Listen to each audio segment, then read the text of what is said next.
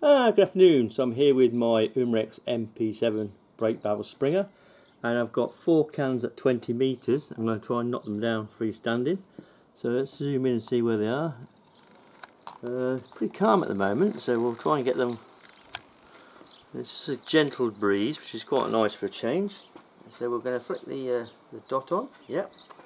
And we're going to try and get these freestanding. I think aim point is going to be near the top of the can at 20 metres. This is doing about 2.8, 2.9 foot-pounds energy over 10 shots average. Nice spread of 5, which is pretty good over 10 shots. So springer's generally very consistent, even though this was dieseling up to about 300 pellets. So it's calmed down quite a lot. So here we go. Trigger pull is about, well, I reckon about £9, so it's not going to be easy. So that's one. That was just at the top of the can.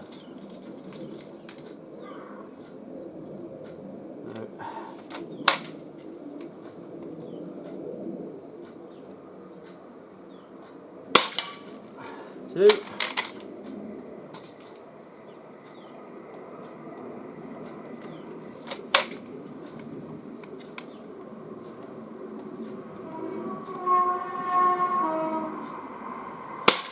3.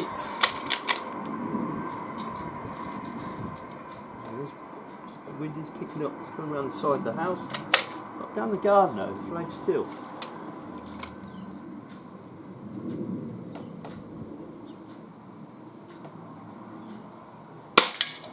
4. That's pretty easy, that was. Yeah, I just kept still. Pop, pop, pop, pop. Just like that. Yeah. So that's 20 metres out freestanding. So this red dot is just flick it off, just soaks through. That's it. So with these pellets, these VMX pellets, which are really quite affordable actually, they're Webley's, 8.18 grain. With this barrel and this red dot, now it's been zeroed in as you've seen with the other targets. This is really good. It shoots really nice. I'd say it's a little more noisy than the Umarex. The Umarex Uzi, the brake barrel Uzi, which I have, and that produces a little bit more energy. This only does about 2.8, 2.9, I think, over the 10 shots. But a good spread of 5 FPS over the 10 shots, so it's very consistent. Same with the actual most springers, but the Uzi also is very consistent, but kicks out a bit more energy. I think it's about 3.4. If I remember, you'd have to look at my videos. What I don't like about this, it comes with this big, massive plastic block on the front. You know, it was a fake moderator. Looked awful. I don't know why they did it. Why don't you just put a conventional moderator? If it's going to be fake, at least make it look right. So what I did, I've got an adapter here. I think this is a 13mm external barrel. So I bought this from Gun Tough at JS Ram bottom. Got 2 screws on the bottom. So you basically knock off the old moderator. There's 4 screws. Knock it off. Clean it up. Pop that on, and that allows you to fit standard 5-inch UNF moderators like this. So this is a Hogan Decimeater. It's quite long, but I fitted this because it helps you obviously cock it. Yeah, you can use it as a cocking aid, and it does take a lot of noise away from the front of the rifle, or the pistol, should we say. But you also get a fair bit of spring noise at the back.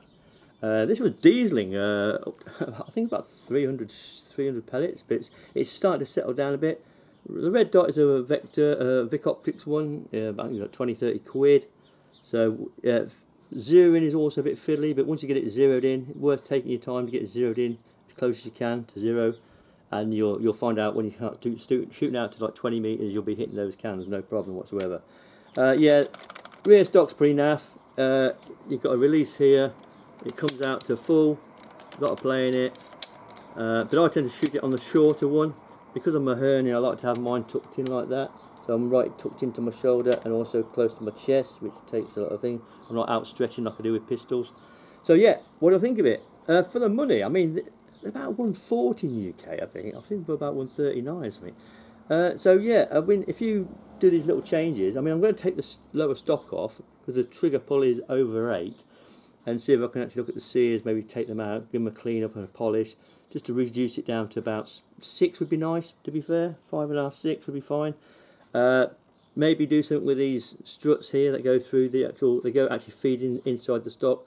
If you can actually put some sort of padding on them or some tape, something so they don't move around so much. Be nice. So I might look at that as well when I take the lower stock off.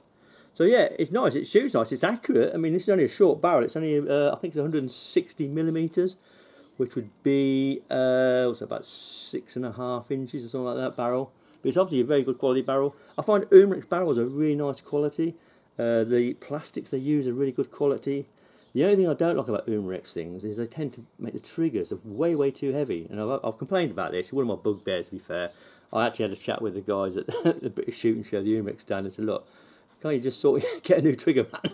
I was only joking. Get a new trigger man. Get someone who can actually make a trigger that's about 4 or 5 pound pull and everything, so it's easier to shoot. Okay, but anyway, that's my little joke. Right. So what do I think? Yeah, it's nice. I think if you can deal with peep sights, the Uzi is better because the peep sights are really nice. I shoot peep sights pretty well, but the stock on the Uzi, because it's a full metal, when it folds out, locks out, it's much more rigid. Yeah, that's the only downside of this. There's a lot of play in it. I think Umarex could have made these wider, probably about 1 millimeter wide on each one, so there wouldn't be that sort of play in them. Yeah, and they still slide backwards and forwards, but there's a lot of movement in it. That's why I've got it fairly short, like that. So yeah, I hope you liked the video. Take care, and thanks for watching.